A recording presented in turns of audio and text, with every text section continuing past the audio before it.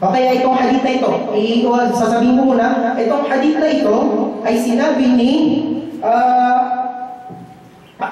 dito sa Fathul Mu'in, si Imam al-Muhaddith Abdullah ibn Siddiq al-Umari, na ang hadith na ito ay da'if mudallas bal matruk. Da'if ang hadith na ito. Bakit? Nandoon si Sa'id ibn Marzaban. Sino si Sa'id ibn Marzaban? Kilala na po. So lahat ng mga ulama nagkakasundo na kung kasama doon si Sa'id ibn Marzaban, da'if ang hadith na ito. Okay. At saka isang hadith na ito, may isang hadith na nakwento ni Abdullah ibn Ubaidullah ibn Utbah ibn Mas'ud radiyallahu anhu.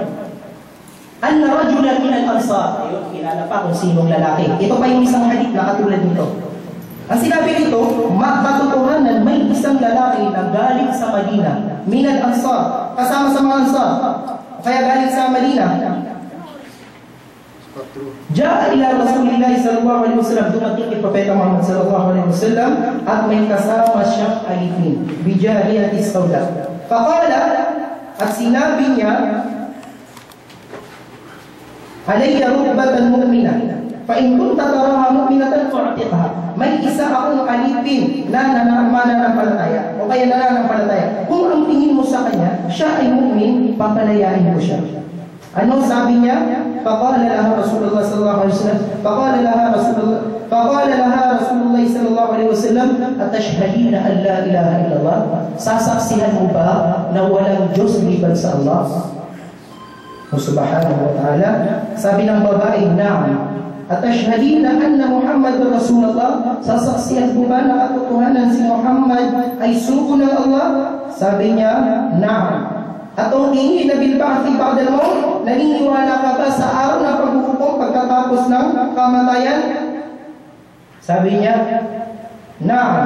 Sabi ni Propeta Muhammad sallallahu alaihi wasallam, a'tiqaha, palayain mo siya dahil siya ay mu'min. So ito ang tunay na katuruan ni Propeta Muhammad sallallahu alaihi wasallam. Hindi pag may pumapasok sa Islam, ang tinatanong ba natin sa kanya, nasaan ang Allah? Hindi po eh. Ang tinatanong natin, saan mo ba ang kaisahan ng Allah? Yun po ang katanungan, hindi po ay Allah. Eh kung ganon, kung sasamahan natin si Ustad sa kanyang itong hadith na itong ginagamit niya patungkol sa akida, lalabas na lalabas, pati mga Hudyo, mga mu'min din sila. Kasi naniniwala yung mga Hudyo na ang Allah nasa langit. At naniniwala sila na si Propeta Muhammad sallallahu alaihi wasallam ay suguan ng Allah. Pero hindi naman nila ginagawa ang mga katuruan ni Propeta Muhammad sallallahu alaihi wasallam. Lalabas na lalabas, mu'min din sila. Hindi pa nila sinasaksihan ang kaisahan ng Allah. Okay, kanina po, narinig po natin, itinanong ko kay Ustad Rashid Dasan, itong hadith na ito. Saan ba ito nabasa? Sahihul Muslim. Saan sa Sahihul Muslim? Kitabul Iman o Kitabus Salat? Hindi niya po ako sinagot, pero sasagutin ko na po yung tanong ko. Ito po ay mababasa sa Kitabus Salat. Mismo si Imam Muslim ay alam niya na itong hadith na ito wala akong kinalaman sa akida. Kung talaga lang si Imam Muslim ay alam niya na itong hadith na ito may kaugnay ito sa akida, ay dapat doon niya nilagay sa Kitabul Iman. So lalabas na mas magaling pa sila kay Imam Muslim. Okay. Ano po ang hadith na ito? Binasa po nila ito upang patunayan na ang Allah subhanahu wa ta'ala nasa arsh. Upang patunayan na ang Allah subhanahu wa ta'ala ay nasa langit. Totoo po ba? Opo. Ginamit nila ang hadith na ito kasi fissa, sabi nila, no ta'wil. No ta'wil. Hindi pwedeng pagwilin ng ayat. So pag hindi ito tinawil, na yung literal yung napagkakasabi doon, fissa sa loob ng langit. Lalabas, ginagamit nila ang hadith na ito upang patunayan na Allah nasa arsh. Okay, may nakakausap na po akong mga ustad din. Tinatanong ko kung nasa langit. Sabi niya, nasa langit. Sabi ko, nasa arsh. Wala. Nasa langit. Kasi yung hadith. May natanungan din ako. Sabi niya, magkaparehas lang yan. O kaya, nasa taas. Wala sa arsh, wala sa langit. Importante, nasa taas. Pang-apat na tindig nila ang Allah nasa mundo. Bakit nasa mundo? Araw-araw, ayon sa isang hadith, ano ko lang po ito. Araw-araw, ito po yung hadith.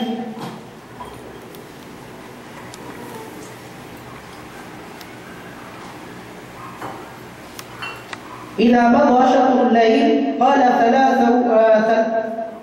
ثلاثه ينزل الله عز وجل إلى السماء الدنيا فيقول من يسألني عبادي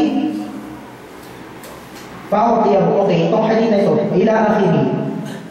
Tuwing ikatatlong bahagi ng gabi, ay bumababa raw ang Allah subhanahu wa ta'ala dito sa mundo.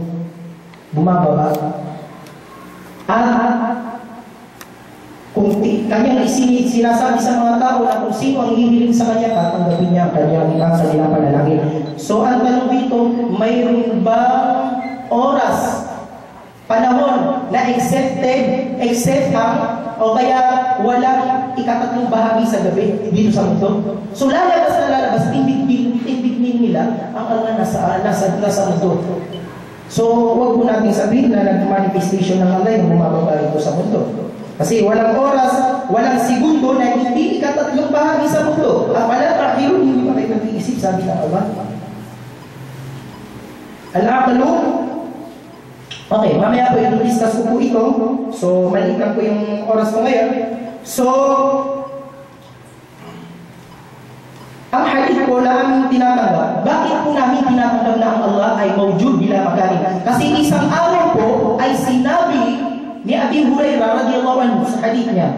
Sabi niya, isang araw ay nagdudua si Propeta Muhammad sallallahu alaihi wasallam at kanyang sinabi, Allahumma anta adh-dhahir falaysa fawqaka shay'un wa anta al-batin wa laysa dunaka shay'un.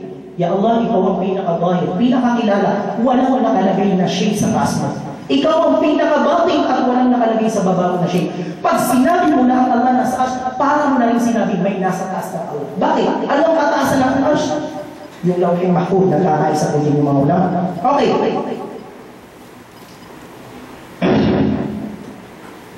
Wa al-batin, ikaw ang pinaka-sikreto. Walaysa dunaka shay'un, wala kang kasamang shay. Wala kang kasamang shay. So ano ang sabi ni Imam Al-Bayhaqi? Kasi kanina po, sinabi niya po, siya po ay bumabatay sa Ahlus-Sunnah wal Jama'ah, sa mga salafus salih. Pero ang tingin ko po, narinig ko po, ang kanyang pinagbabatayan, si Ibn Taymin, Ibn Baz, okay, yung mga sinabi niya, Salih Fawzan, pero hindi po sila mga salafus salih eh. Pero ito ang sinabi ni Imam Al-Bayhaqi, isang muhaddith. Ano sabi niya? فَإِذَا لَمْ يَكُنْ sa kanyang kitab na Asma'i wa Sifat, page 400. Ano sabi niya? فَإِذَا لَمْ يَكُنْ فَوْقَهُ شَيْءٌ وَلَا دُونَهُ شَيْءٌ لَمْ يَكُنْ فِي مَكَانٍ. Kung ang Allah ay walang nakalagay sa taas niya na shay, walang nakalagay sa baba niya na shay, katotohanan, nandiyan ang Allah at wala siyang pangangailangan at wala siyang lugar. Katulad ng nandyan na siya, mawjud na siya, kung hindi pa siya nakakapanglikha ng lahat ng bagay, nandyan na ang Allah. Mawjud na ang Allah subhanahu wa ta'ala. Kaya sabi ng Allah, Inna Allah ghaniyun 'anil 'alamin. Katotohanan, ang Allah ay ghani, walang pangangailangan sa lahat-lahat ng kanyang nilikha. Pag sinabi mo na ang Allah ay tumira sa kanyang nilikha, parang mo na rin sinabi may pangangailangan ang Allah subhanahu wa ta'ala. Kasi nilikha yan ng Allah, nandiyan na ang Allah. Huwal awal. Pag sinabi ng huwal awal, wala siyang kasama. So nung hindi pa ba nakakalikha ang Allah ng lahat ng bagay, nasaan ba ang Allah?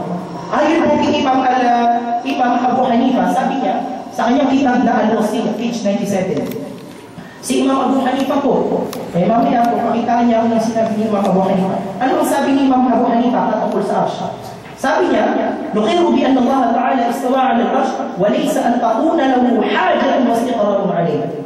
Aalamin natin, ang istawa ala al-arsh, hindi ibig sabihin niya kailangan ng Allah ang arsh at lalong hindi siya nakatira sa arsh. Wala na muhtajan ila al-julus wal qarar. Kung kailangan ng Allah ang upuan kasi lumikha siya ng upuan at lumikha siya ng qarar, lugar na kung saan doon siya titira, faqad lakal al-arsh ila naman. Nung hindi pa nalilikha ng Allah ang arsh at ang lahat ng bagay nasa Allah. Ta'ala Allahu an dhalika 'uluwan kabira. Napakadakila ng Allah sa kanilang pinainuuna na isang Allah subhanahu wa ta'ala na hindi magagandang sifat. Ano po ang sabi ni Ali karamallahu wajhahu wa radiyallahu anhu? Sinabi ni Ibn Hajar al-Asqalani sa kanyang kitab na Fathul Bari, Sahih al-Bukhari, sa volume 6, page 136, at yun ay sinulat din ni Imam Abdul Mansur sa kanyang kitab na tinatawag na Al-Farq Bayn al-Farq sa page 333, na na-ijma Lahat ng mga salafus salih ay nagkakaisa na sinabi ni Ali karamallahu wajhahu wa radiyallahu anhu. Ano sabi niya? Inna Allah ta'ala khalaqal arsha idharan li qudratihi la makana li dhatihi. Nilikha ng Allah ang arsh, yan ay upang ipakilala ang kanyang lakas, ang kanyang kapangyarihan. Hindi yan lugar na kung saan dyan titira ang Allah. Dahil mawjud na ang Allah, hindi niya panalikha na kabagay niya. Wa sallallahu ala khairihi wa sallim. Naway patibayin tayo ng Allah subhanahu wa ta'ala sa nagpas ng matuloy. Assalamu alaikum wa rahmatullahi wa barakatuh.